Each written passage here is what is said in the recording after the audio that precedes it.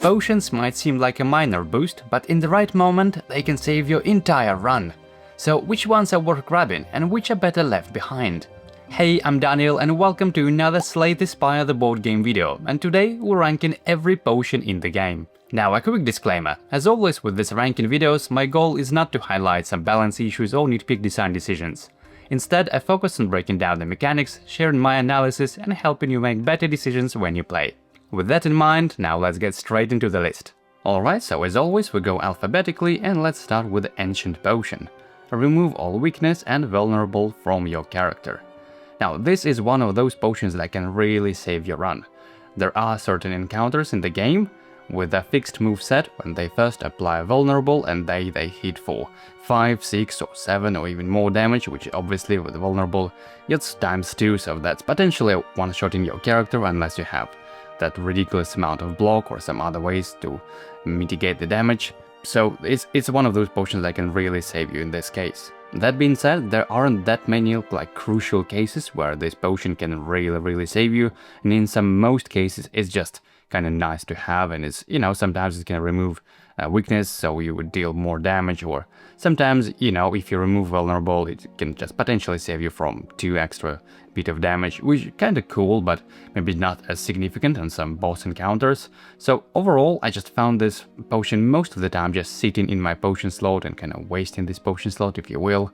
So yeah, it's a really powerful effect in the very right moment, but other than that I just found it a little bit just not as helpful in most other cases, and especially relative to some other potions in the game. So for now I'll just leave it in the B rank. I think it's somewhere in the middle, kind of makes sense and fair for this potion. Next is Attack Potion. The next attack you play this turn is played twice.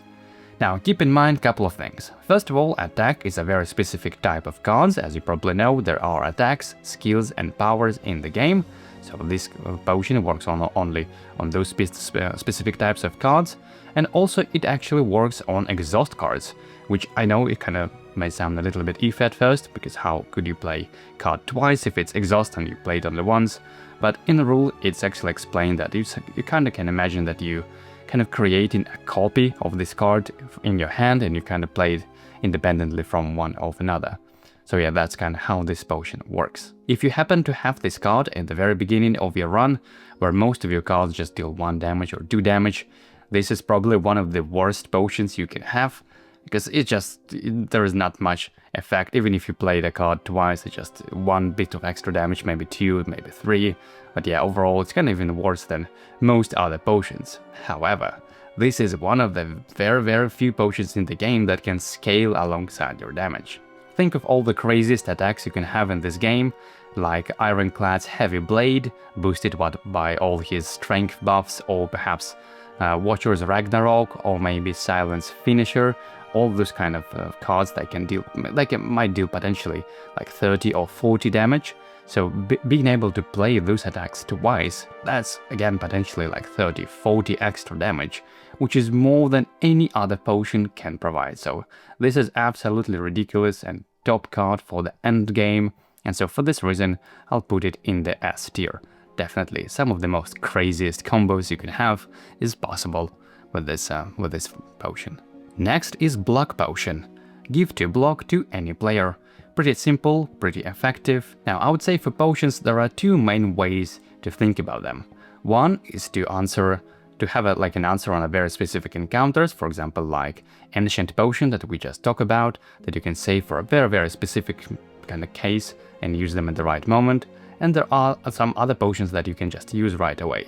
So I feel that Block Potion is one of the potions that you are pretty much happy to use almost in any encounter, especially for general, especially elite encounters, because they will allow you to maybe just play a little bit more aggressively, because you're basically saving energy you would be using otherwise to block some incoming attacks, and because of this potion you can just, maybe play an extra power for this amount of energy that you saved by not playing some block cards, or especially given the fact that you can play this on any character, this especially in multiplayer, this is kind of helpful.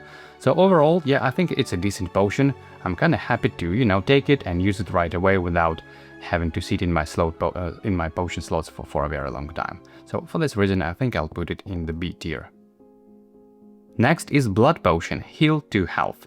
Very plain and straightforward. I would say very similar effect to Block Potion. Instead of just being kind of proactive defense, it's a kind of heal recovery, which I'm pretty much always happy to have. Again, it's not one of those potions that you strategically use at a certain moment. You just basically, as soon as you get it, you maybe use it right away to heal after some elite fight or some other encounters. And yeah, it's just one of those potions that you kind of cycle quickly, you get it, and you use it right away, and you're good to go.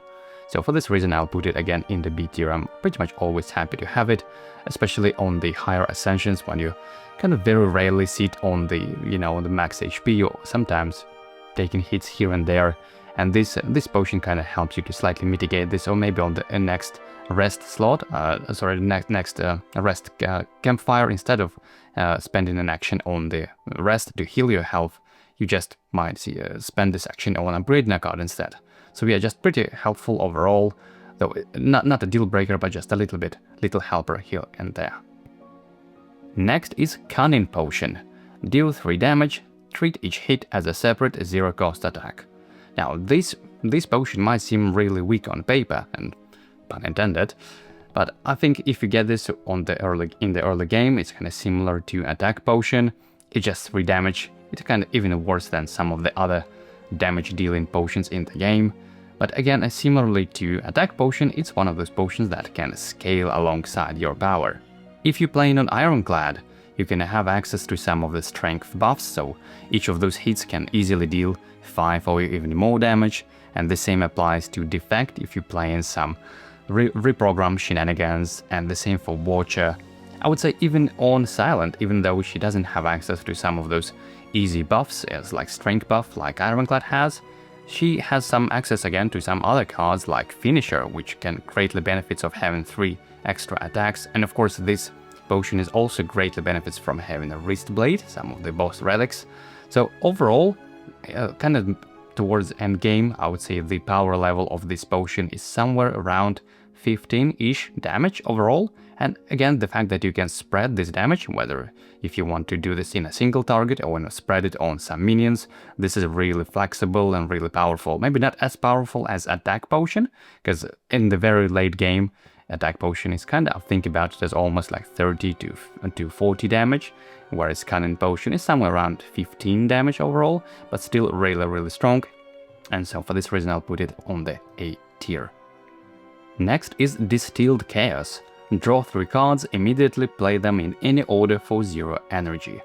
Now this is a pretty chaotic, as the name suggests, because you don't know what cards you draw, but overall I would say this is a pretty significant effect. I would almost think about it as kind of energy potion in a way, just providing more energy, because you can think about like some cards they cost from 1 to 2 to 3 energy, so this can potentially basically be like a free from 1 to even up to 9 energy worth of, actions you can do in a turn.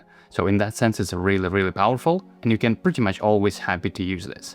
I would say though there are some scenarios where I would say you need to be a little bit cautious with this card, especially when playing on Silent, because remember that you have to play those cards once you draw them.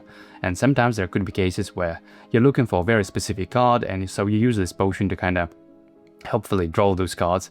But sometimes those cards, the cards that you draw might be the card that allows you to kind of shuffle your entire deck, and you kind of discard your entire hand and draw as many new cards.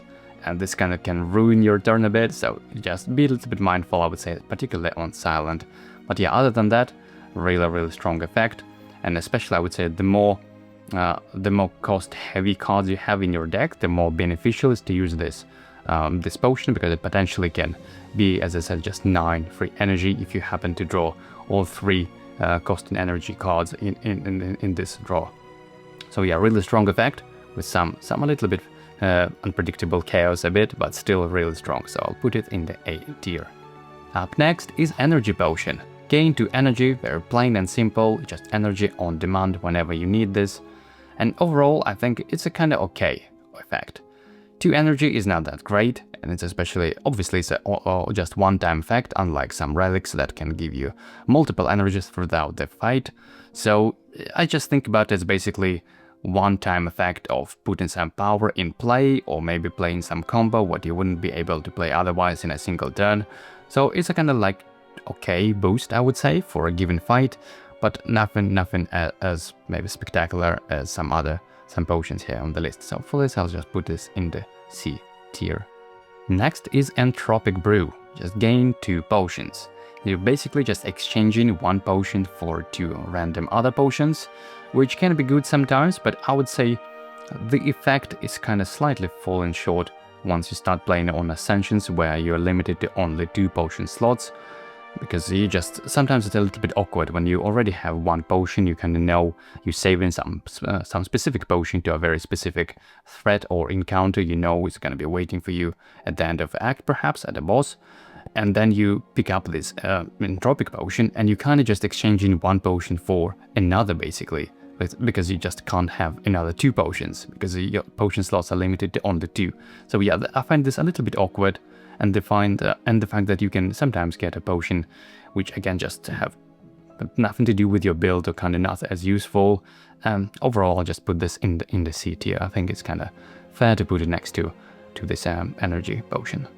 Next is Explosive Potion. Deal 2 damage to any row.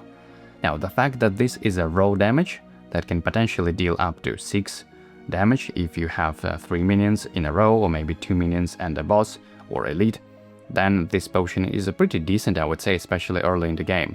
And I would say, unlike some other potions that we'll see soon, this potion is still decent even in the Act 2, where you encounter those nasty birds that normally can take only 1 damage from attacks, but this potion kind of goes through their ability, and so it deals just 2 proper damage. And this potion can even be a little help for boss fights, specifically Act 1 boss, the slime boss, and even some Act 2 bosses with minions.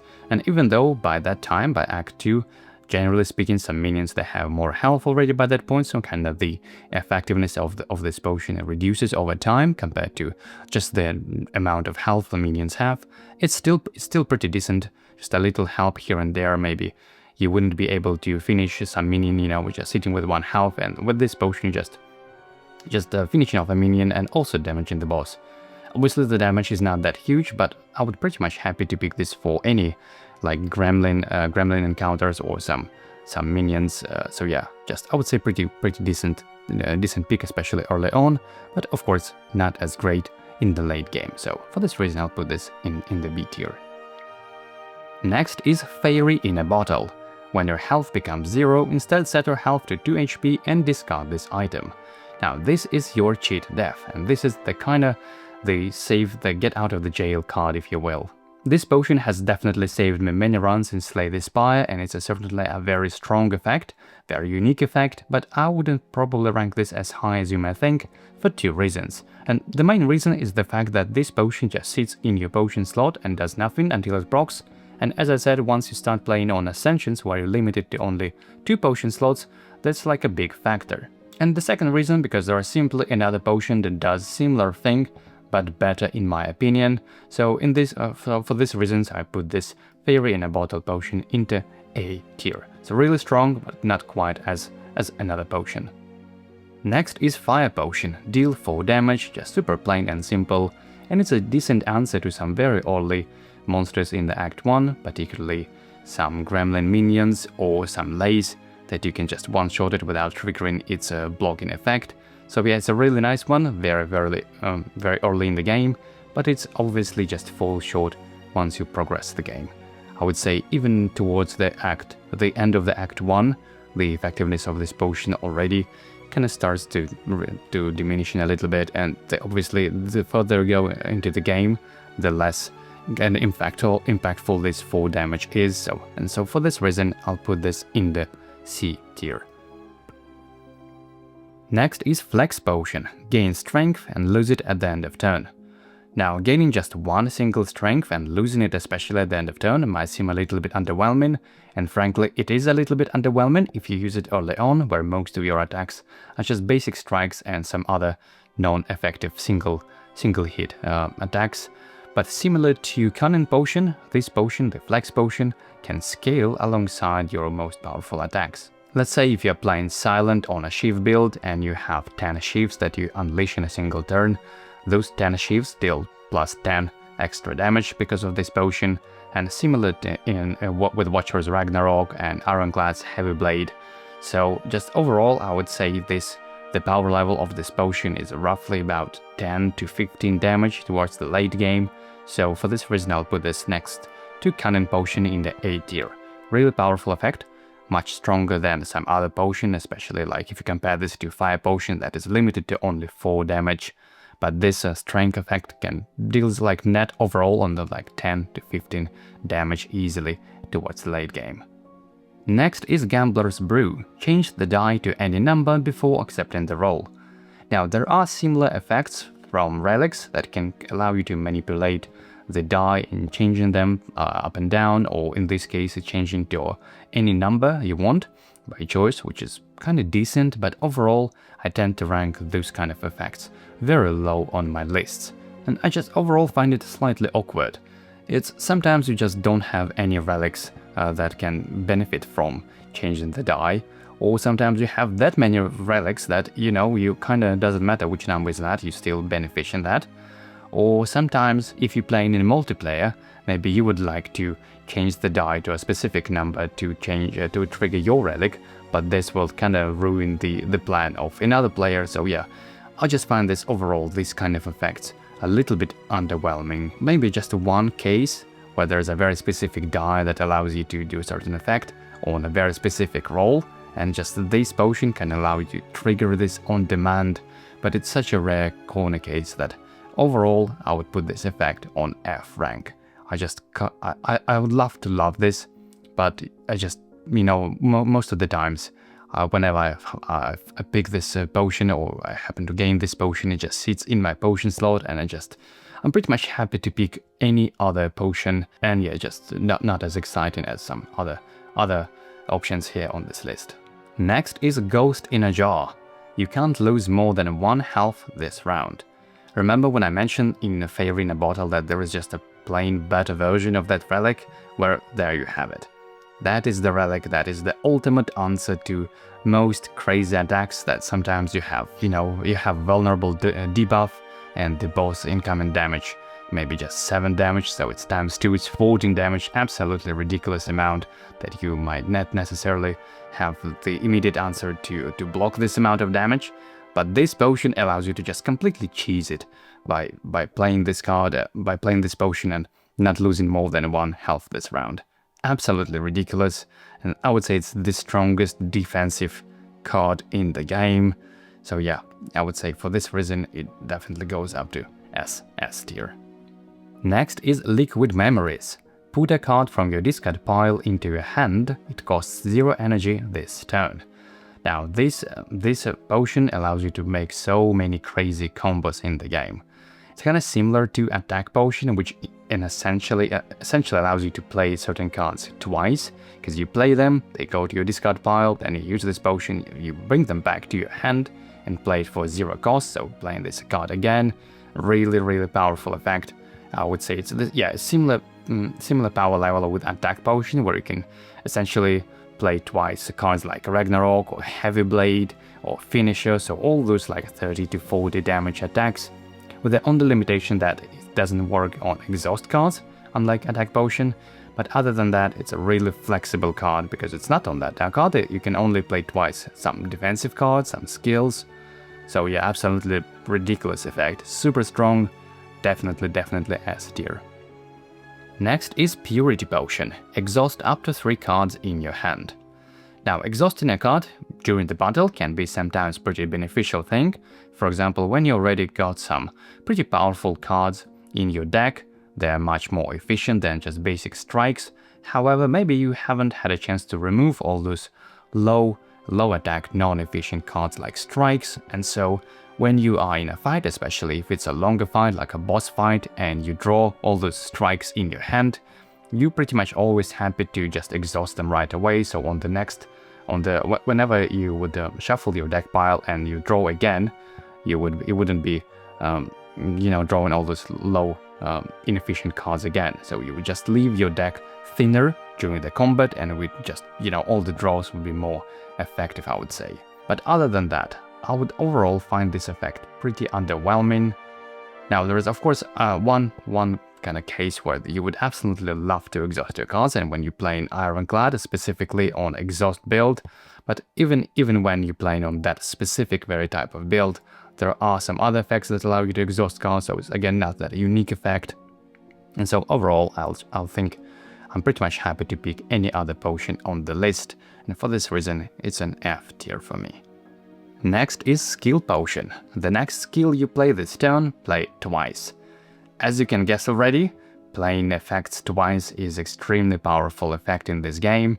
For example, if you're playing on Silent and maybe you have Bouncing Flask, that you put three poison tokens on the enemy, then you play Catalyst to triple that amount, turning it into 9. And so with this card you can play Catalyst again, even though it's exhaust card, turning this number of this poison stack instantly to 27, which is absolutely insane. There are so many other effects that are kind of extremely strong to play twice, especially in a row, and especially since it works on the exhaust cards as well. So you can play Wish twice on Watcher, so maybe doubling the number of strength that you can get. So yeah, absolutely ridiculous and very flexible, because skills overall are pretty flexible in what they do.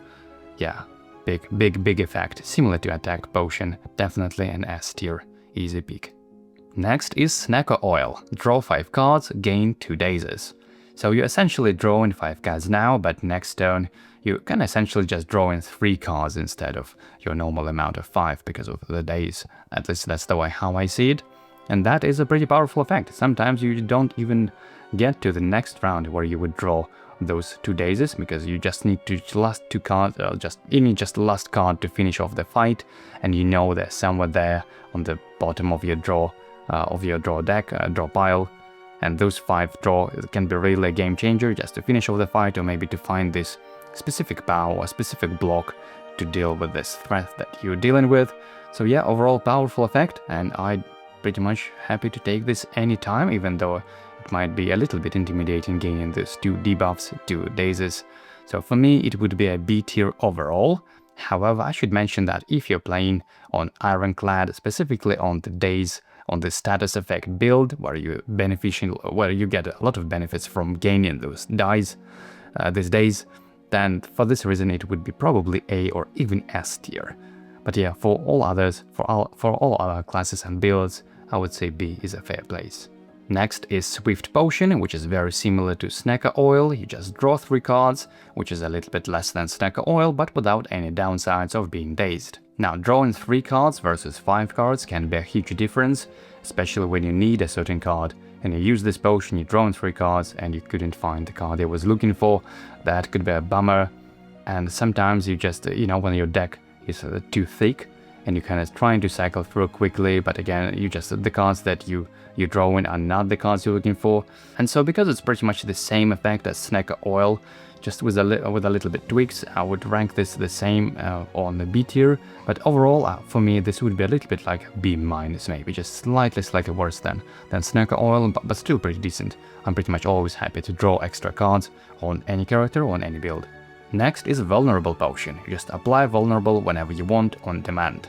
Now, all classes in the game have access to this effect, so it's not something unique, but however, what makes a big difference is the timing of this effect.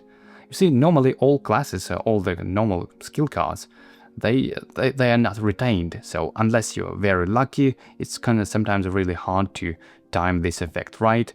And yeah, even I would say when you're playing with 4 players, it's slightly easy to get the right timing, because hopefully at least some of the players have the kind of card they want to apply Vulnerable for, big incoming, like big damage boost.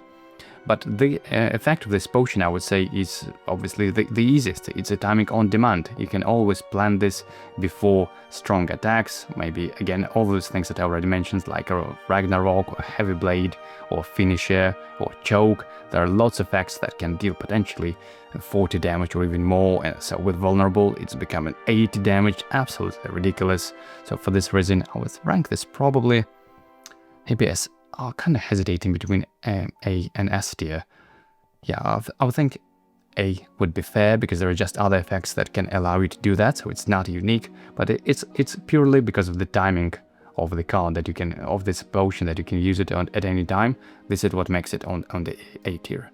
And the last card on the list is Weak Potion, where you apply 2 weak status effects on a target. Now this weak status can be really helpful, especially when you're dealing with some multi-hit enemies, because it reduces the amount of damage they deal for each hit. For example, if it's a 3-hit attack, it reduces essentially for 3 damage, so you can think about it almost as 3 block.